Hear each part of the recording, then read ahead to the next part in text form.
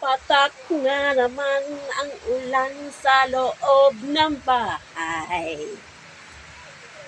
Mapatak na naman ang ulan sa bahay. O bakit? Bakit pumapatak? Eh kasi may bagyo ata. Ulan ng ulan.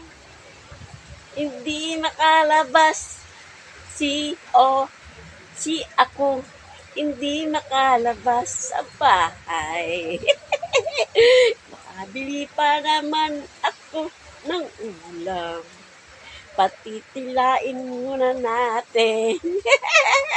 Thank you guys. Good vibes lang tayo. Good vibes lang guys. So, para meron tayong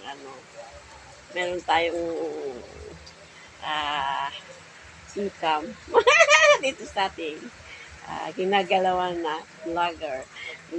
vlogger tayo. Kailangan natin araw-araw mayroon tayong videos. Thank you very much sa panood sa video ko ito. Bye-bye. Ang saya kasi maulan, malamig. Bye-bye.